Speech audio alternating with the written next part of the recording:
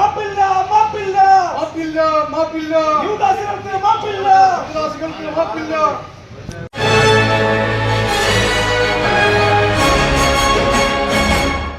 അമരവലം ഗ്രാമപഞ്ചായത്ത് UDF-ൽ കോൺഗ്രസും ലീഗും രണ്ട് തട്ടിൽ. സ്ഥിരം സമിതിയിലേക്കുള്ള തെരഞ്ഞെടുപ്പിലാണ് ഭിന്നത വന്നത്.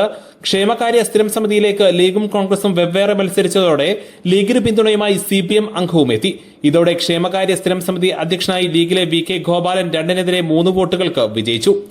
മുൻ ഗ്രാമപഞ്ചായത്ത് പ്രസിഡന്റും CPM മെമ്പറുമായ ഇല്ലിക്കൽ ഹുസൈനാണ് VK ഗോപാലൻ അനുകൂലിച്ച് വോട്ട് ചെയ്തത്. കോൺഗ്രസിലെ രത്നകുമാറായിരുന്നു എതിർ സ്ഥാനാർത്ഥി. VK ഗോപാലൻ, ഷബ്ന ബാബു, റീന ബാബു, രത്നകുമാർ, ഇല്ലിക്കൽ ഹുസൈൻ എന്നിവരാണ് ക്ഷേമകാര്യ സ്ഥിരം സമിതിയിലെ അംഗങ്ങൾ. UDF മുന്നണിയിൽ യാതൊരുവിധ ധാരണയുമില്ലാതെയാണ് സ്റ്റാൻഡിംഗ് കമ്മിറ്റി തെരഞ്ഞെടുപ്പ് നടന്നത്. UDF-ൽ ചർച്ച ചെയ്യാതെ കോൺഗ്രസ് നേതൃത്വം ഏകപക്ഷീയമായി കമ്മിറ്റി അംഗങ്ങളെ തെരഞ്ഞെടുത്തതും ലീഗ് നേതൃത്വവുമായി ചർച്ച നടത്താതിരുത്തതുമാണ് ഇത്തരത്തിൽ നാടകീയ രംഗങ്ങൾക്ക് വഴിവെച്ചത്.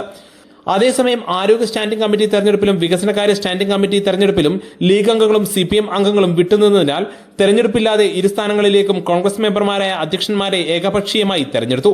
ആരോഗ്യ വിദ്യാഭ്യാസ സ്ഥിരം സമിതി അധ്യക്ഷയായി ബിന്ദുവിനെയും വികസനകാര്യ സ്ഥിരം സമിതി അധ്യക്ഷയായി MP ശോഭനയുമാണ് തെരഞ്ഞെടുത്തത്. അതേസമയം കോൺഗ്രസ് നേതൃത്വം ലീഗ് നേതാക്കളുമായി ചർച്ച നടത്തിയെടുത്ത തീരുമാനങ്ങൾക്ക് എതിരായാണ് ലീഗ് പഞ്ചായത്ത് കമ്മിറ്റിയുടെ ഈ നടപടിയെന്ന് കോൺഗ്രസ് നേതാക്കൾ പറഞ്ഞു. എന്നാൽ UDF അമരവലം പഞ്ചായത്ത് കമ്മിറ്റി ചർച്ച ചെയ്യാതെ കോൺഗ്രസ് ഏകപക്ഷീയമായി എടുത്ത തീരുമാനത്തിനെതിരെയാണ് ലീഗ് നിലകൊണ്ടതെന്നും ലീഗ് നേതൃത്വം പറഞ്ഞു.